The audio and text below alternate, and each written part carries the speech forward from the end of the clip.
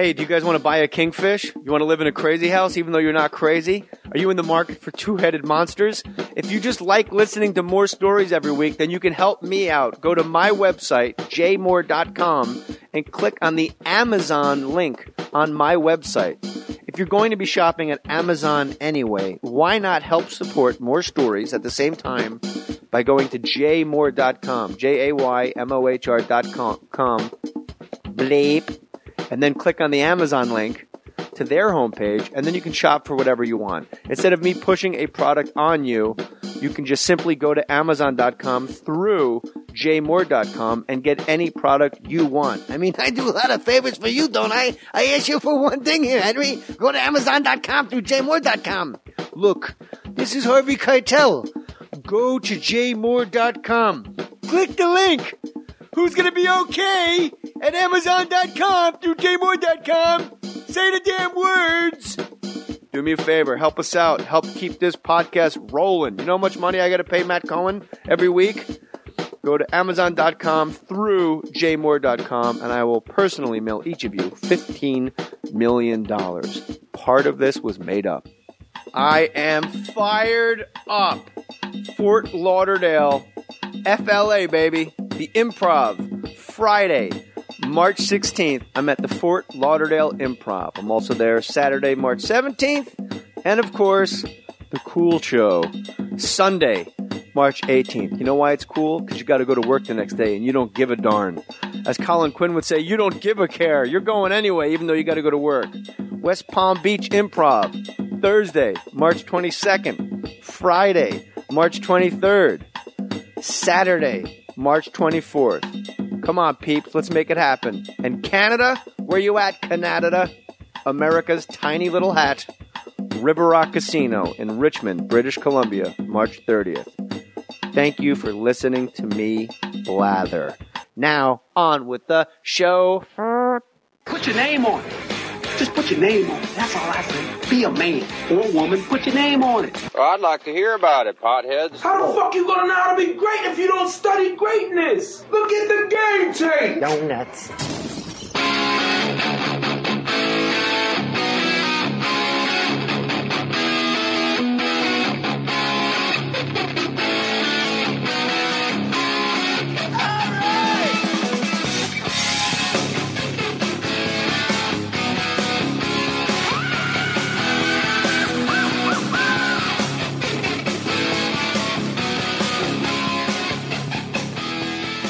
This is a big day today because we have two guests, the stars of Talking Shit with Jim Jefferies, ... parentheses, and I guess Eddie Ifft. Thanks. Hello. Sure. Appreciate that. This is our first guest from another continent, isn't it?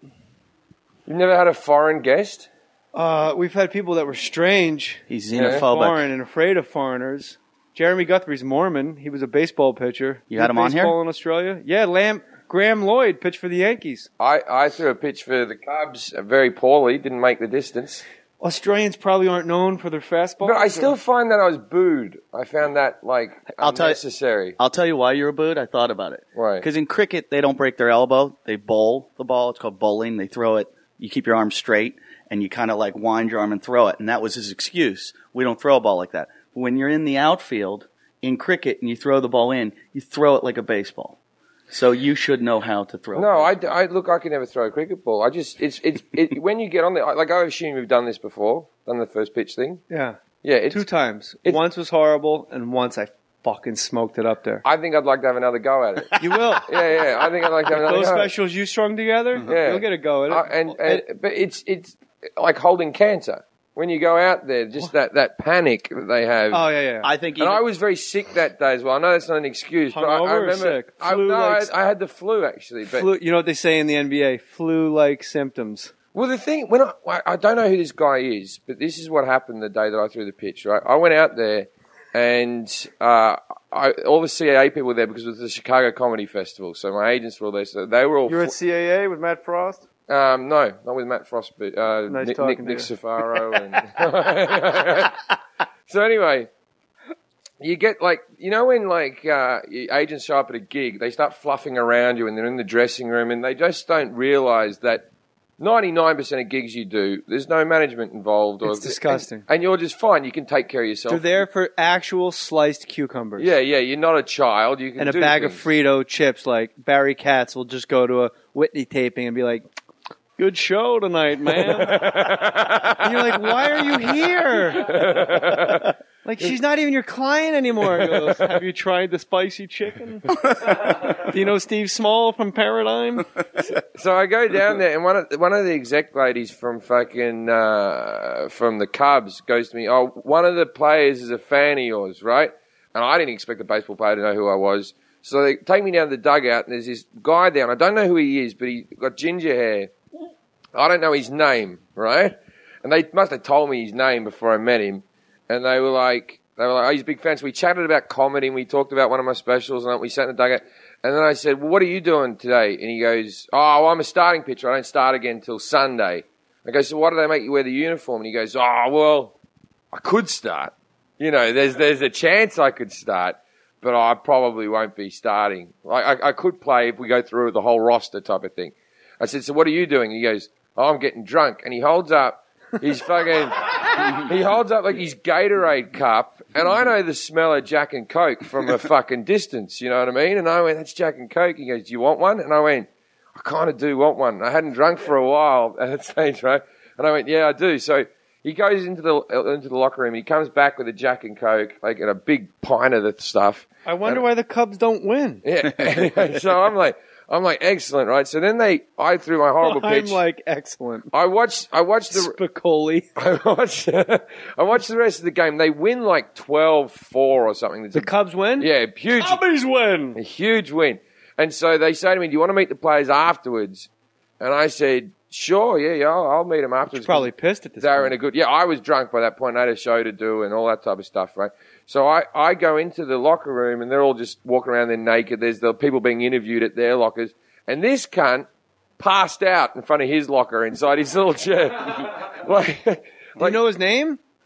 He's a starting pitcher for the Cubs, and with red hair. To get to the bottom of this one. With red hair. I gotta like. find Let's him. just hope that the Cubs never go through their whole roster in one day because It they're never. fucked. It's ne- I don't think it's really. It happens maybe once every 10 years. Yeah. And then, but with pitchers, they're just treated like such baby pussy thoroughbred horses, where you pitch and they got to rest you for 4 days. Yeah. And then you do on the third day you do soft toss, and then the second day you have to chart what the other I love pitcher how you're giving me does. shit, but every time I meet a pitcher, they have fucking elbow surgeries and shoulder surgeries. Yeah, but they do throw their arms out, though. They do Yeah, throw but their in arms the black out. leagues, they did it every day. That's They're right. expected to go for 9 innings. We call it the Negro Leagues. I've watched the Ken Burns documentary of fucking 30 hours of baseball. I know everything. Everything Ken Burns does is 30 hours. That guy must eat pussy. Who is he? And I the don't girl know. I'm really goes, sick. I think that's enough, Ken. Is he the guy who owns the documentaries, or does he interview or something? But you never see the guy. Ken never walks out and. I Google search ginger cubs, and it's all about gay. You know, there's bears and twinks. It's all redheaded, hairy fucking guys. Wait. What's the opposite of a bear? A twink? A twink. It's on my Twitter address. It says Jay Moore, former twink. Because I used to, wrestle at like one. By the way, I have to go back. Eddie Ifft is the most like a cokehead of any non-cokehead you'll ever meet, because there's no subject you won't weigh in on with complete authority. You just told an Australian how fucking cricket works. That's true. That is like when you're railed out on coke and someone has a jet engine that won't start at Santa Monica Airport. You're like, "What do you got, a jet engine? What do you got to do? Have you tried taking this out right here? The jet engine? Just take this and unscrew it, and then you just fucking fly. Just fly over the other." Cricket, when you're on the outfield, you got to, cock your arm. I know. I've heard this about the cricket. Oh, God. I'm glad that Eddie's going to coach our team soon. The Australians aren't doing that well. I like how Eddie Ifft sat here in this chair and said, "Fucking Pittsburgh is a town of asshole drunks. I hope I never fucking go back. Fuck them. Fuck the town. Fuck Ben Roethlisberger, who rapes chicks in bathrooms." And then I had to cancel the Pittsburgh Improv to film the show Suburgatory, and I go, "I'm really sorry." They go, "It's okay. We got Eddie Ifft. I go, and he's like, "Great room." I'm like, "Wow." Did I tell you the story? What happened? I told you. Maybe. You go back to Pittsburgh all the time. I'm on stage, and I'm doing the show, and Jay canceled, like, I literally filled in like maybe 2 weeks before or something. Yeah, that's plenty of time to find a guy out. And they always get so mad, and I'll get right back. But I'm always like, well, look at the bright side. You don't have to go to the fucking safe to pay the guy. Yeah. Not you. But like when you go, all right, fuck it, we got Mexican guy to fill your spot, and we'll give him $1,200, and he'll be happy to have. Like then you make all the money. $1,200. Yeah, and the Mexicans get double Mexican your pay. Mexican. Oh. He's all right. I'm on stage, and a guy yelled out in the middle of the show, "I'm the king of the world." And I don't know if that's from your act or what. No, it's not. Okay, maybe You weren't in Titanic? That was Leo. I was. Well, the guy yells out, "I'm the king of the world," and I stopped and said, that's a pretty strange heckle. What was that? Like, can you please explain that? Because I just want to know your thought process. I didn't want to come back at it. I just want to know why somebody would blatantly yell out, "I'm the king of the world." So then the guy starts getting at me, and I am making fun of him, and all of a sudden he goes, "You're not even supposed to be here." I get that just in the street. And I go, "What are you talking about?" And he goes, "Jay Mohr's supposed to be here." And I go, "Are you a Jay Mohr fan?" And he goes, "Yeah." And I go, so obviously this guy bought tickets, and this is why they get mad. Because someone like him bought tickets to see you, then he gets stuck with me, so he's fucking angry. So he's screaming at me. He tells the audience, "Come on, we're all leaving." Like they're all going to go. Yeah, I've seen You're that. right. And he starts to try to rile them up. He goes, "All he's doing is shitting on Pittsburgh." Because I was making fun of Pittsburgh. He's shitting on our city. "Come on, everybody." And I go, "Who's going with him?" And I wanted to see him, like, how many people he can get. I go, "Everybody go with him. Whoever's with him, go." And he starts kind of coming towards the stage. And I'm like, oh. Why does every show you do involve someone come? I mean, when it happens to Jim Jefferies, it's on YouTube as a statistical anomaly. Yeah. And then he comes back out, finishes the show to the It's not an anomaly. Piccadilly Circus comedy store. No, that was at Manchester Comedy Store. What happened was You could have fucking taken that guy. I didn't know I was going to get hit. Yeah, it's the guy element of just surprise. ran on. Everyone always says that. Why don't you do anything? If someone just runs up to you and punches you in the street, your first reaction isn't to punch him back. Your first reaction is, "What are you doing?" Unless you're John Glenn, you know him? You're Australian. The guy who went to the moon first? No, went to he space? spacewalked first, but he was a senator, and he was doing an interview on C-SPAN, and somebody just ran by and punched him in the face. He was about 72 years old at the time. Yeah. He chased the fucking guy down and just bullied the shit, just got him down and gave him the business. I didn't know that. Every time I try to find a redheaded Cubs pitcher, it keeps coming up.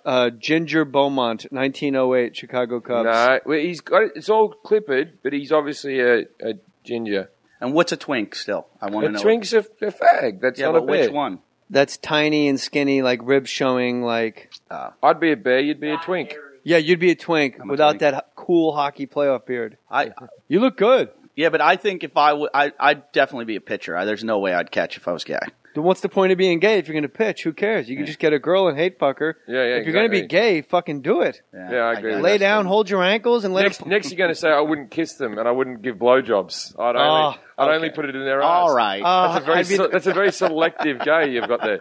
I'd be the best blowjobber of all Here time. it goes again. I know. It always comes back around, touching weens when we were kids. Jim Jefferies, one of my favorite specials, because you just tell. I know you from Opie and Anthony. Right. And I You called... rang in once and abused me on Opie and Anthony, and I didn't know who you As were. Colin Quinn. I wasn't really abusing you. Can you do Colin? I heard you do it. It's the best. All right. Eddie Ifft rolls into the driveway. He goes, "Open the gate. I'm coming in." The guy behind you is driving the General Lee. Maybe let him pull up next to the Range Rover, Eddie Ifft goes, "Let me sit on the exercise ball and engage my core during the interview." Jim Jefferies has a Cubs hat, New York Jets sweatpants, and Smoke Newport's free T-shirt. Everything you wear is free, you degenerate. All right. When do you get on the elliptical? Bang out 10 minutes. Do you watch or do you read Colin Quinn's Twitters? Colin Quinn is the single greatest tweeter By far. in the history of Twitter. I hate Twitter, but yeah, go on. All he does is try to upset everyone.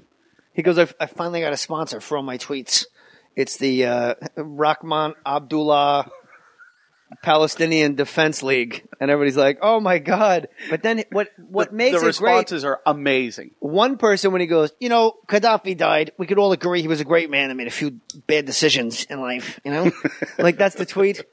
And then people are tweeting, "Well, then why don't you kill yourself and move there?"